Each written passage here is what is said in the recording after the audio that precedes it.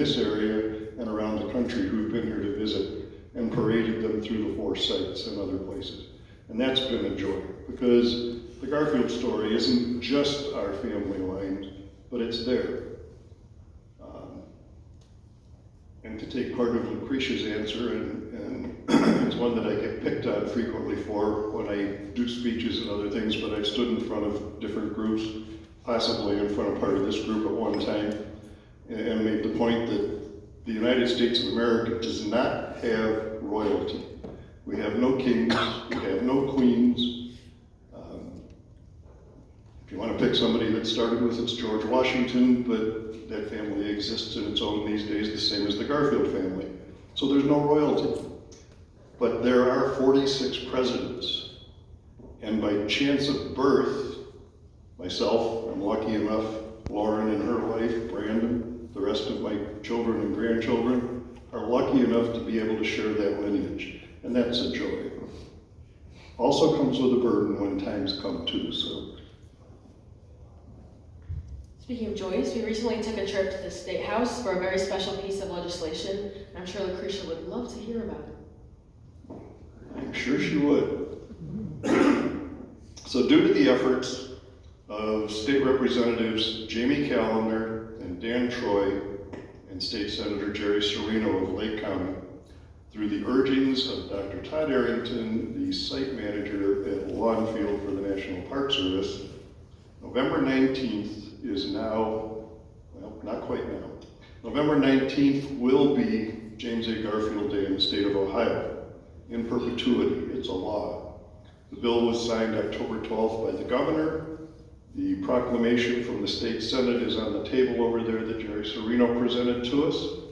I have a copy of the bill at home. I haven't been able to put it together and get it framed yet. The bill was signed October 12th. As we've all learned, with recent elections and amendments, laws don't become laws for 90 days. So on January 12th of 2024, my father's birthday, James A. Garfield Day in Ohio will officially happen every November 19th going forward.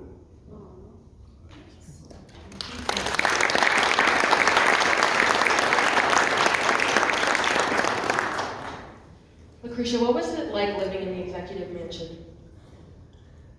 Oh yes, the executive mansion was a blessing to our family in some ways. You know, every fall my husband was campaigning for the Republican Party, out stumping around the country and gone for days and weeks at a time.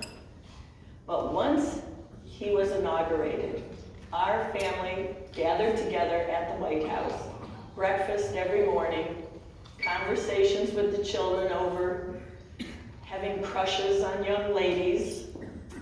Molly held a tea luncheon for the daughters of some of the politicians and cabinet members, and she knew enough to have Fannie Hayes seated at the head of the table as the special guest there.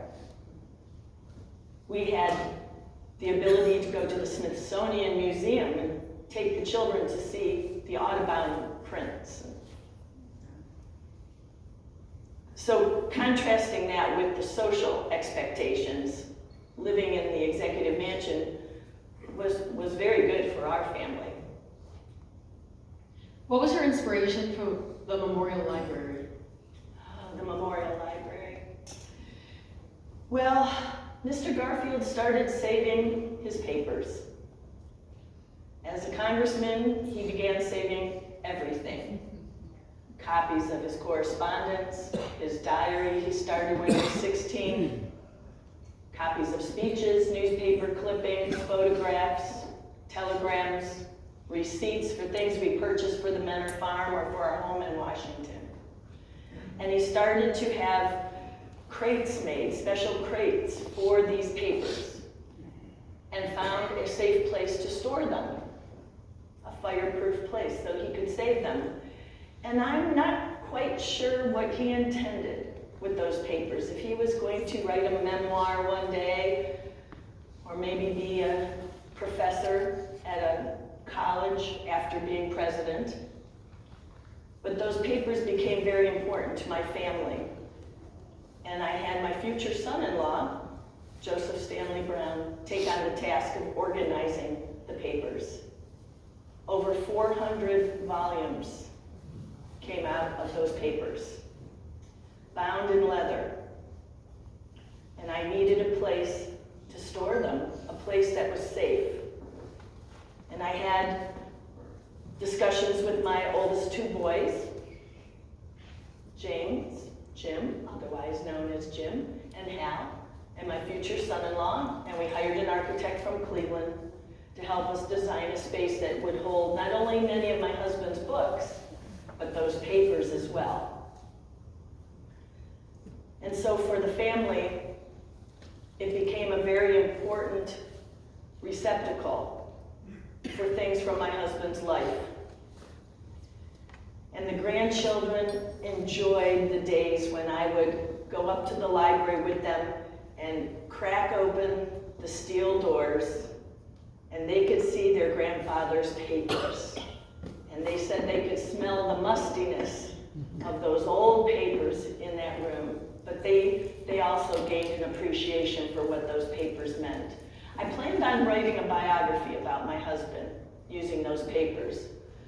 But when the grandchildren began coming along, 2 and 3 at a time, and eventually 16 of them, I didn't have quite enough time to get that put together. And how do you view the Memorial Library today?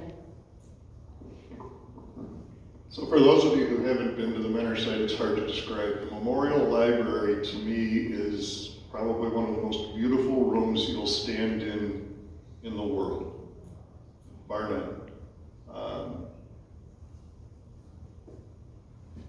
It's just, to me, an amazing room. And when you consider the era in which it was built and the craftsmanship that went into it, it's even more incredible. So I'm gonna take your role for 1 second here. So let's have a brief discussion about these things called weddings that have happened in that Memorial Library. You have a couple, I only have one. Weddings in that room, yes. That room has been so special to the family.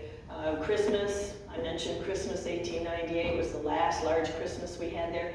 We had a beautiful double wedding soon after the library was completed in June of 1888, when daughter Molly got married on the same day as my oldest son Hal. And each couple took their vows in front of the bay window in that room, one after the other. There was a quartet, string quartet, that played the wedding music. Flowers bedecked the house.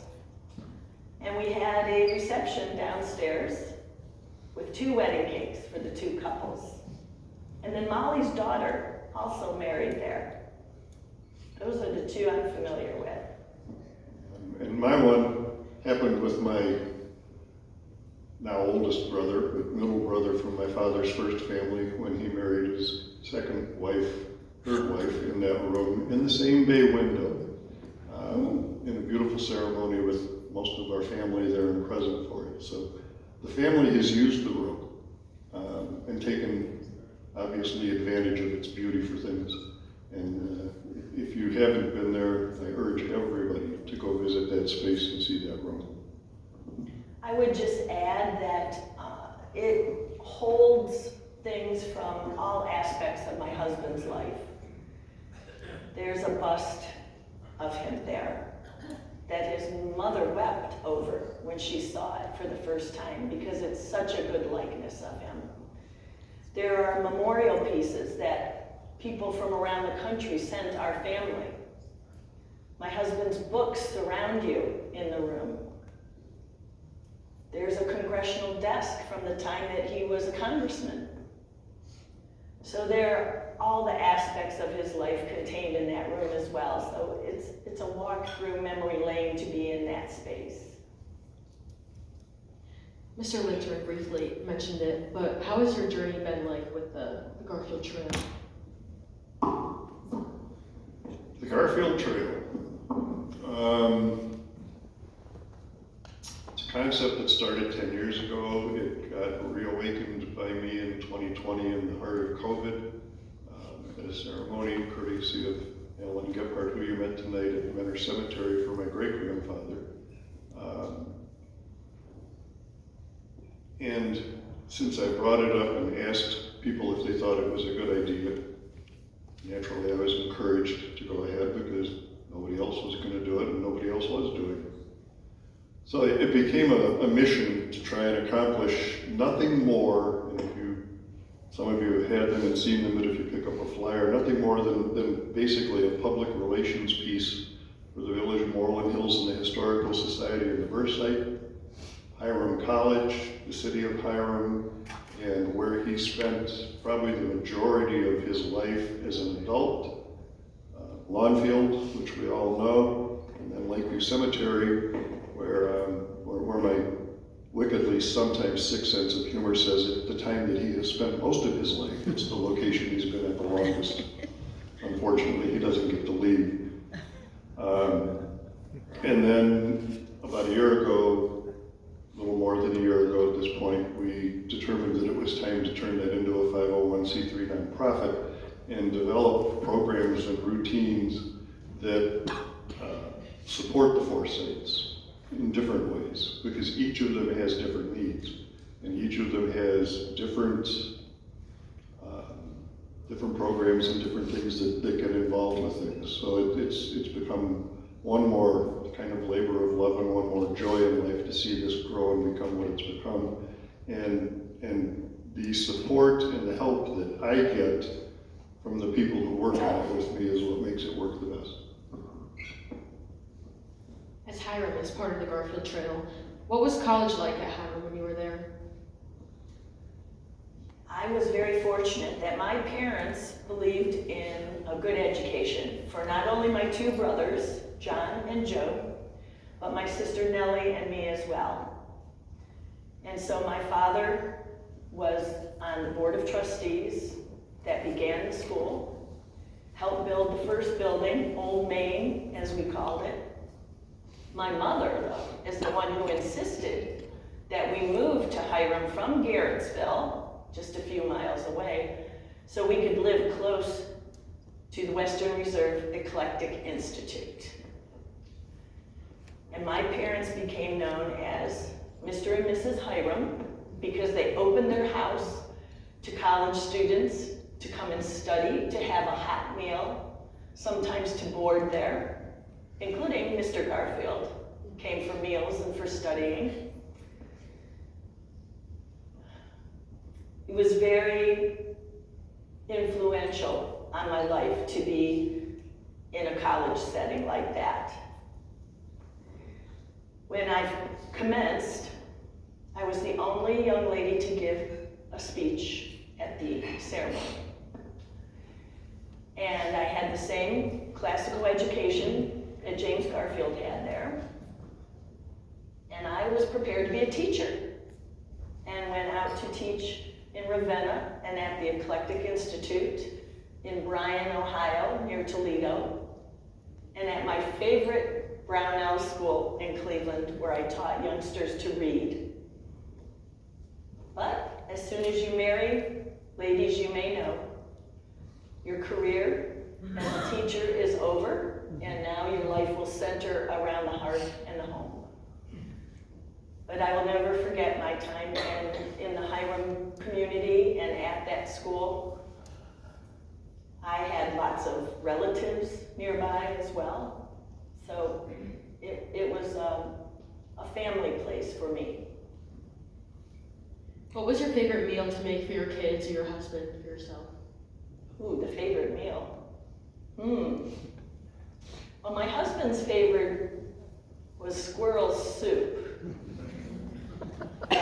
But, you know, we had to make bread every day, pies and ice cream. I bet even Layla would like that. The churning of ice cream and peach and apple pies, using the fruit from our orchards. Mr. Garfield was really more of a meat and potatoes man. What is your favorite holiday tradition?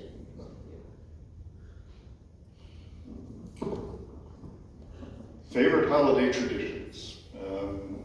Honestly, my most favorite holiday traditions are things that are harder and harder to do because family gets spread further and further apart.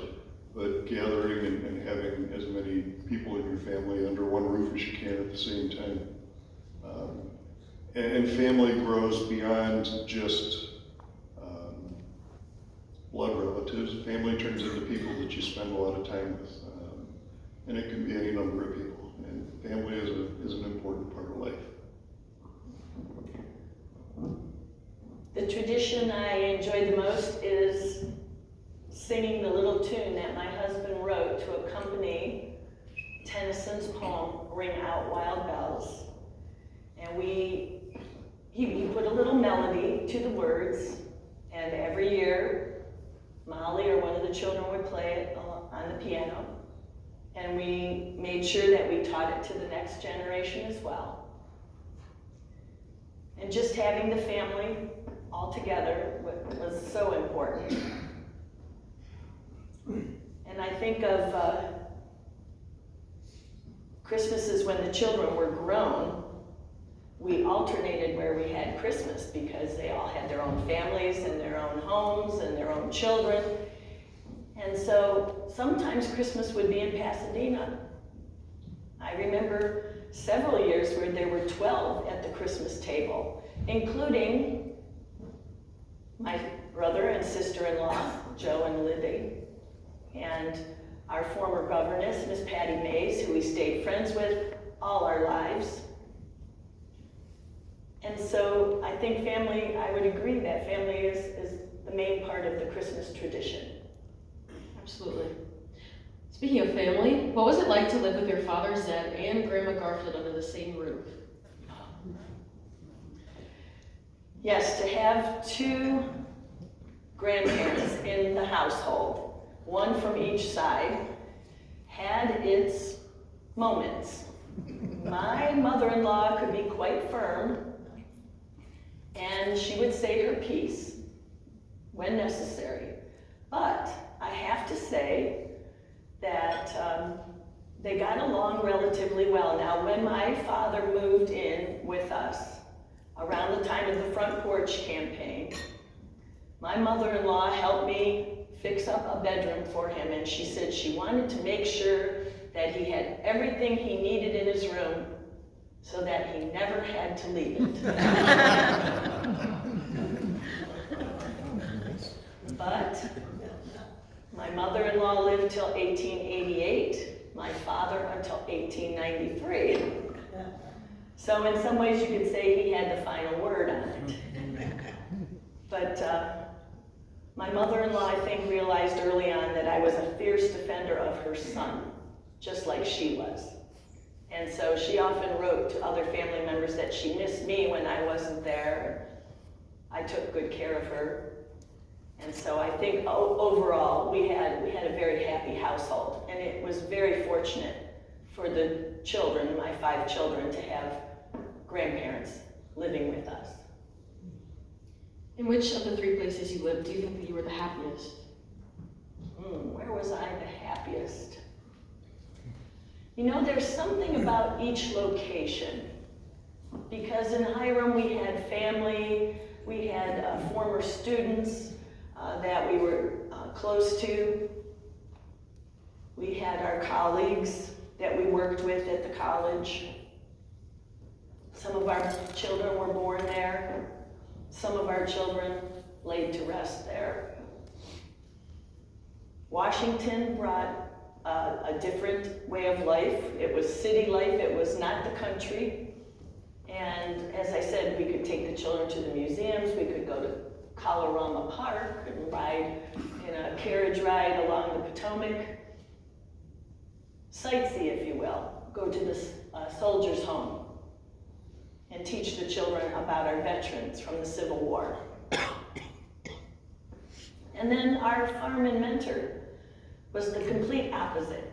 We were out in the country, and my husband felt like it was a great place to teach our 4 boys a hard day's work. And we had the pleasures that went with riding horses and cutting hay and planting potatoes and growing those orchards and churning ice cream. So I think there was something in each place that I've lived. Can you explain more about the monumental holiday we had at Hiram?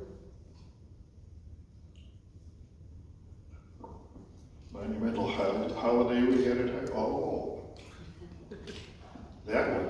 The one that you weren't around for yet, or I don't think your dad was either.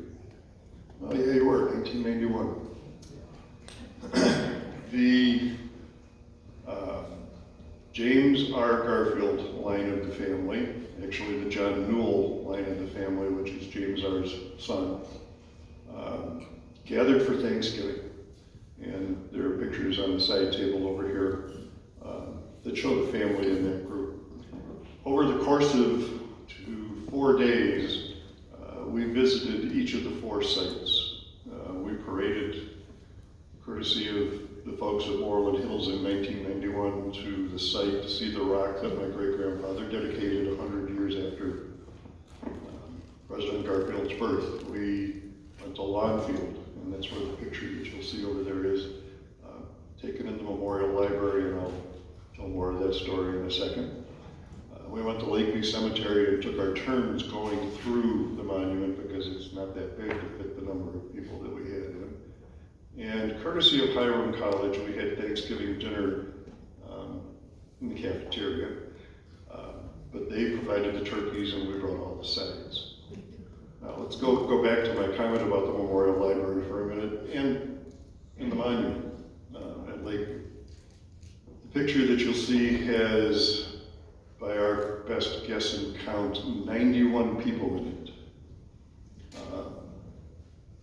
91 people today are not allowed in that Memorial Library at the same time because it's liable to fall down. 91 people will not fit in the monument at Lakeview Cemetery at one time.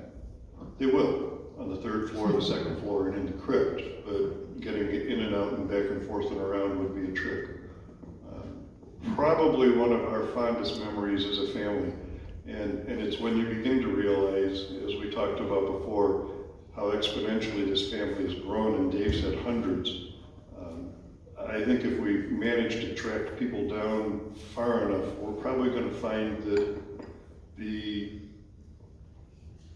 4th generation of greats is probably somewhere near 200 kids. I would have to guess. Which is just kind of incredible. And it's incredible when you think about it in terms of other presidential families. The Lincolns don't exist anymore. There are no living relatives of Abraham Lincoln. And if you go far enough down, you find in other places that there are very few relatives to other presidents along the way. So the Garfield family, for somebody who had a short term in that office, has a pretty big imprint on the society in this country. And they have had pretty good imprints in different places politically, not in our generations, but in some others before us. When were you most proud of your husband? I was most proud of my husband in compiling his cabinet. And that will sound odd to most of you. But after becoming president-elect, those months between November and March, the inauguration time, were filled with uncertainties about who would accept being in his cabinet. It was one of the most difficult things he ever had to do, was to put together a group of men and pull the Republican Party together. It was so fractured that he would ask several men, and they would agree, and then someone would whisper in their ear, and they would resign or refuse.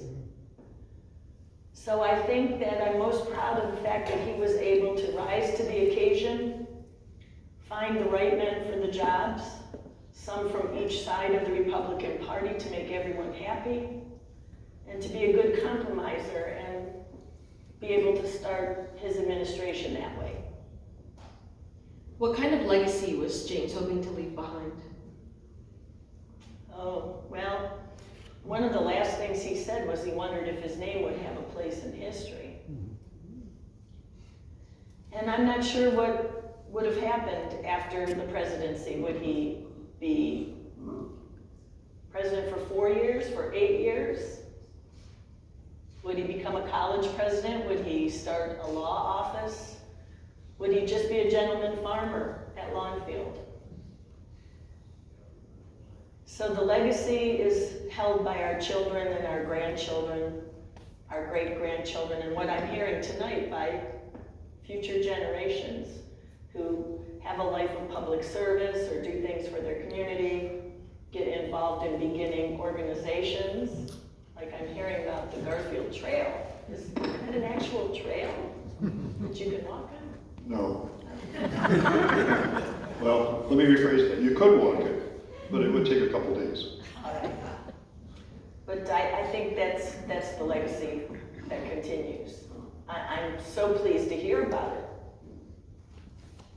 So to continue that comment, the legacy continues on the table to the side here.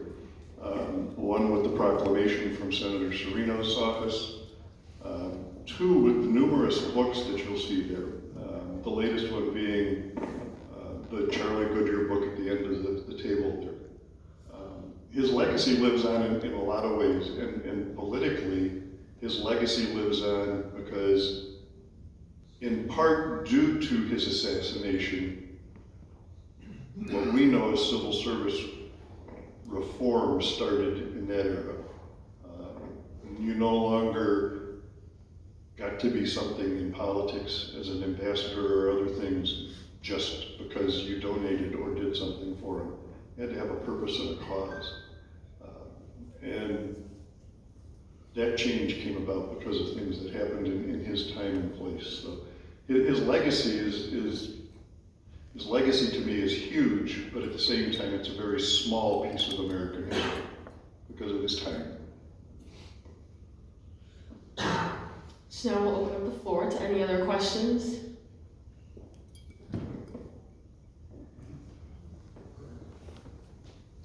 The question is, where are the papers that were in the safe today? Where are the papers now is the question from the audience.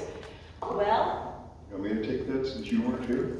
I don't remember anything past 1918, and the last I saw them, they were in the vault at the back of the Memorial Library, locked up every night.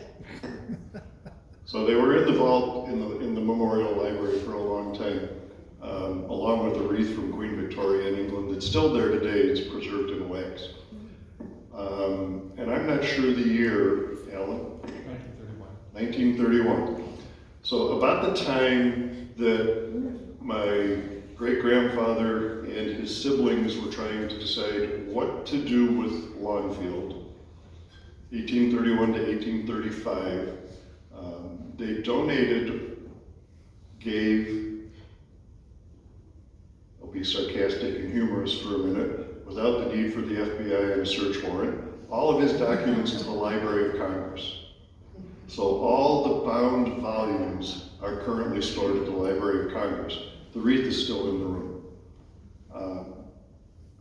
In 1835, the family had a huge debate about Lawnfield, 5 siblings, over what to do with the property.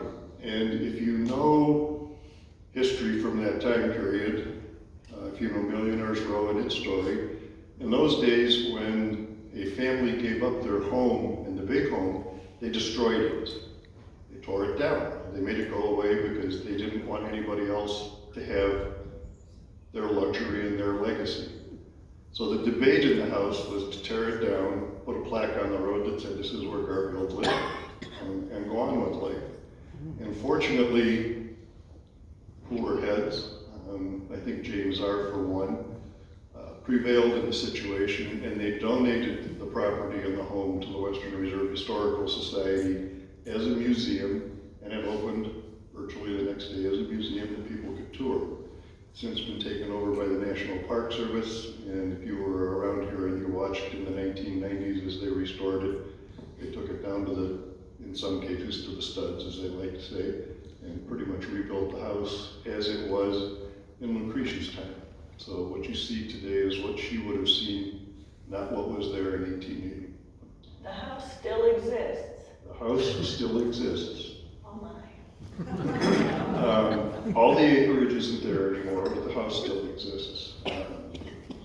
So to give a little history about the house and the property, and again, to take somewhat current history, the Kennedy compound in Hyannisport. The Garfield compound was in Menor. To the east was East Lawn, one of the son's homes.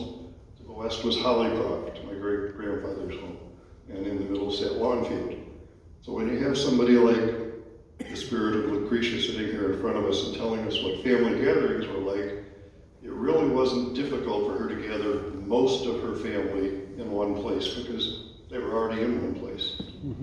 So, but that's kind of the history of the house, and yes, the house still stands today, and I think if you were to go float through the house as a spirit, you'd be rather proud of what the National Park Service did with it and what it looks like today.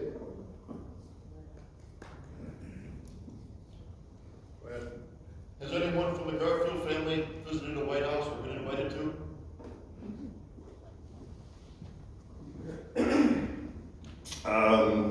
The last time I was in the White House, I think I was 10 years old. We were there on a trip 60 years ago. You did? To the White House? No. We were in Washington. We didn't go through the White House. Today, getting into the White House or any of the buildings in Washington, you need a passport, you need a visa, you probably need a letter from your mother who's probably deceased, and who knows what else. Carl and I were in Washington probably 14 years ago now, roughly, and even then it was difficult, but when you go past all the things that have happened recently, you can't get in these buildings anymore.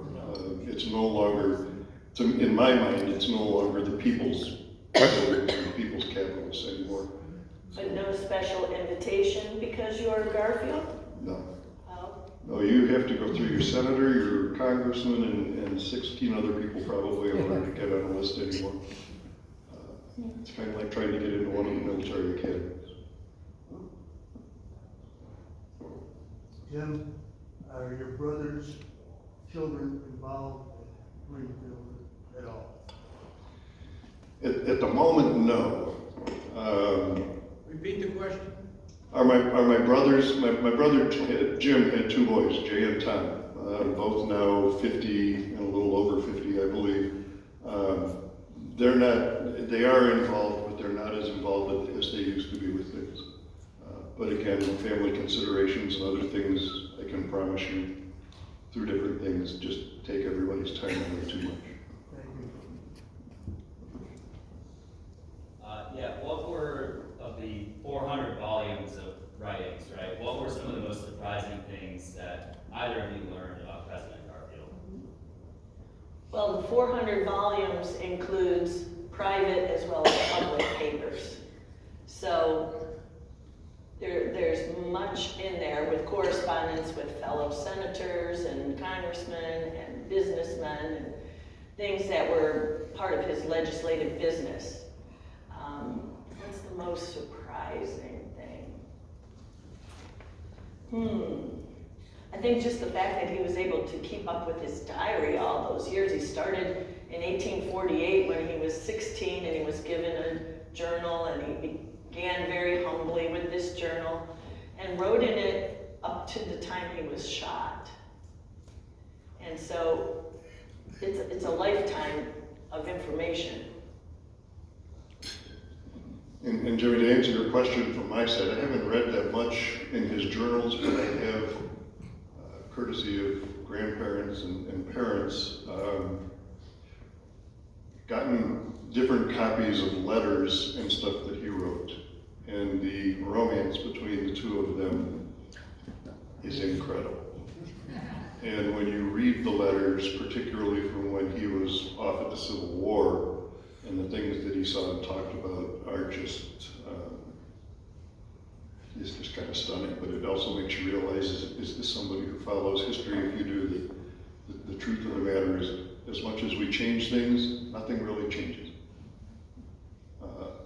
And that's one piece of the life of history. The other piece of the life of history, and Dale Fellows and I spoke about it probably 2 weeks ago when we had lunch, if you don't learn from history, you are doomed to do it over and over and over again, whether it's right or wrong, if you don't learn from the past, you're just gonna do it over. And I mean, if you read some of these letters and things from his time at the war, it's pretty eye-opening to realize that war is, pardon me ladies, war is still hell, and people die.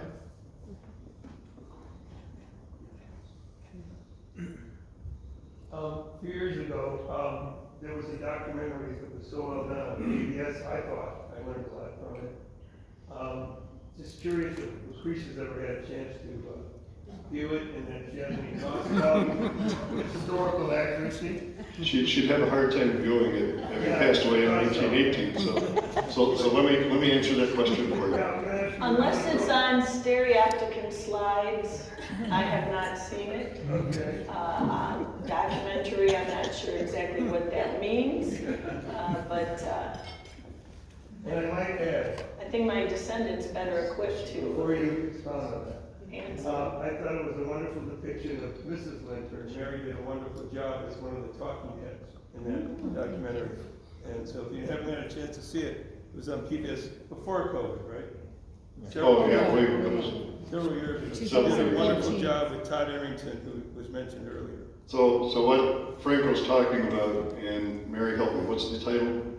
Murder of a president. Murder of a President. It is a PBS special. I have a DVD at home of it still. It's based on Candace Millard's book. I got to see the entire video presentation before anybody, maybe with the exception of Mary and people at the park site who were involved in it.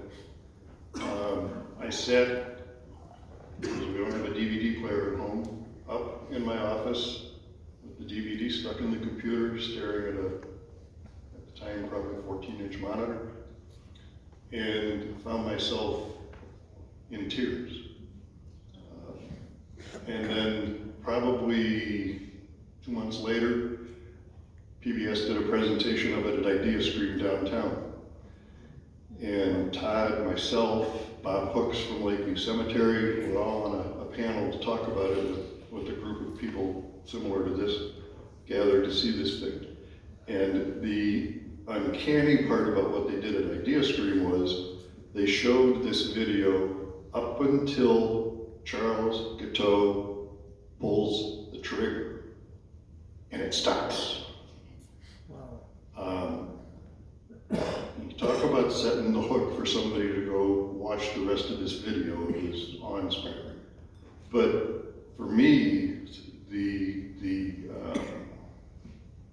most jarring thing about watching that video after the trigger gets pulled is that I watched my relative get shot. What I've read about, what I've seen pictures of, became very real, standing in front of me. And to take another view of the same thing in a different vein, there's a play out called The Assassins that runs around town every now and then, and my wife and I saw it at Lakeland Community College one time. And I had a young lady named Debbie Weinkamer and her husband Chris who sat with us, along with some other folks, and we watched this whole play. And at that time, I wasn't one who would get up like this and sit in front of a bunch of people and talk. And Debbie's poking me in the ribs, tell me who you are, stand up. The young man who played in Guiteau was sitting on the stage, and I finally did get up and introduce myself and told him who I was. And I looked right at this poor young man and said, "You made it real again, whether you want to understand it or not." And there was no Garfield in the program. It was just the man turned and pointed and pulled the trigger and you heard a bang. But it made it real again. Lucretia doesn't have those privileges in her time, other than reality. We get to see it played out again.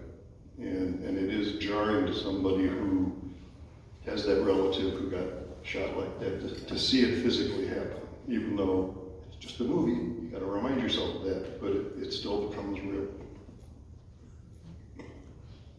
Well, that brings up Mrs. Garfield. What, could you tell us about the day your husband was shot how you received the news and the days and months that followed. You want to know more about the day that my husband was shot and how I received the news? As it turns out, I was not in Washington because I had been suffering from malaria and almost died. I had such an extreme case. And I was taken to the seashore in New Jersey, Elberon, some folks call it Long Branch, to finally recover the last bit of this disease, recover from it. So I received the news by telegram from one of my husband's friends who was there. My husband said, please send a telegram to Lucretia. Tell her that I'm wounded but still alive and to come to Washington as quickly as possible. Daughter Molly was with me, and we made arrangements to take the train to Washington from Elberon as quickly as we could. And the train engineer moved that train along so quickly that at one point a tie rod or some major malfunction happened. We almost veered off the track. That held us up a little bit until they could get another train for us. So Mrs. Blaine, the Secretary of State's wife, is the one who attended to my husband in those first hours until I could get there.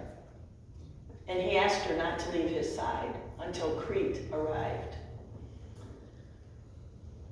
So I came through the same train station where he had been shot that morning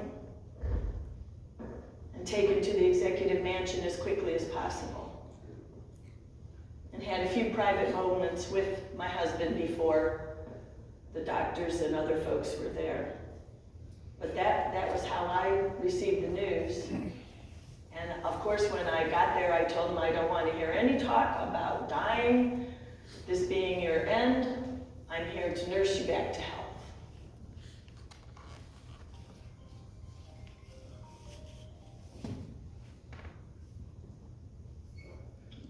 No other questions? Good. What started you on your spoon collection? Started on what? Do you wonder a collection of utensils that were at the Senate at Lakeview? Oh. Project Follow the President. So what, in other words, you're asking about the spoons that were stolen from the monument? Well, one, they recovered the spoons, fortunately, finally, because somebody tried to pawn them in the local pawn shops, were paying attention, watching for them. I'm not sure that they ever really arrested anybody or charged anybody with it, but the spoons were recovered. I don't think they keep them in the monument anymore. And they had to obviously replace one of the stained glass windows at that time. But since then, all those windows have been removed and refurbished by stained glass people here in town.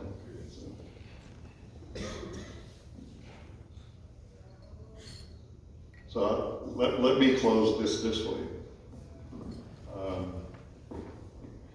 I'll let you out of character. I think it's time. Oh, well, we have to see what Ms. Lauren has to say. Oh, are you finished? Okay. I think we've run pretty long. It's 9 o'clock.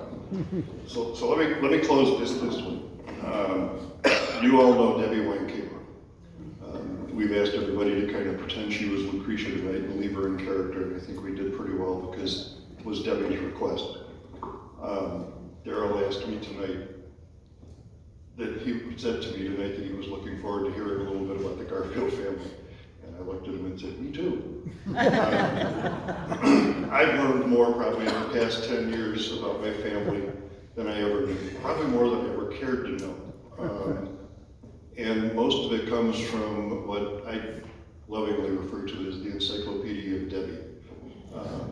She is more piece of my family than I choose to admit, and probably knows more about my family than anybody you'll ever talk to. what you see on the table on the side over here, particularly the storyboard, are pictures that she's collected over the years. You'd almost think she was stalking my family. But for me, the fact that she takes, and Ed Haney, while he's still alive, is no longer kind of with us to do things. And I'll go back to the Thanksgiving in 1991 for a brief moment. I'd never met Ed until that day, but my father arranged to have him standing in the front hall of Longfield as the family came in. And if you've never met Ed or never seen Ed in his prime, Ed was the spitting image of James A. Garfield, period. As my cousins and everybody paraded in the house, there's this booming voice going, "Welcome to my house." You had to see people's jaws drop. It was rather incredible. But Ed and Debbie will build in you, if you spend enough time with them, the joy of life as a Garfield. And there is a great deal of joy in being a Garfield. The Garfield Trail is something that's a byproduct of that joy. Debbie works on that with us very hard. Having someone like this standing here today helping do it is a sign that the next generations have somebody who will stand up and be a part of the Garfield, we'll say trail, but the Garfield legacy as it knows it. Debbie said it at one point, one of the last things James Garfield asked was, "Do you think I'll have a legacy?" Here's a legacy. There's 70 of us in this room tonight. We have quarterly meetings of the Garfield Trail. We have 30 people every time. And it's not the same 30 people over and over again, which means he has a legacy and people know who he is. And the more people we can expose to his story and what's there, we can keep history alive and keep things moving forward. And this country needs to find that time again in politics and in government. We need to move forward, and we need to study the past so that we don't make the mistakes over again, and we need to make things happen. It's been a joy for me and a pleasure tonight. I'll let you have the last word because... Yes, I think we should end on a happy note and say that I agree with my great-great-grandson that by you all being here this evening, that my husband's name does indeed have a place in history.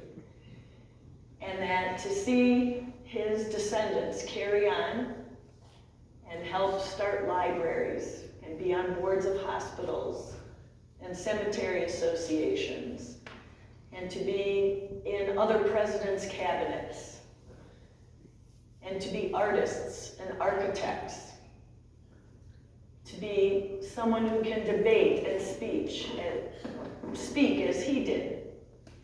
It's very gratifying to see that not only the name continues, but you all recognize that our area is the area that is Garfield country. Thank you all.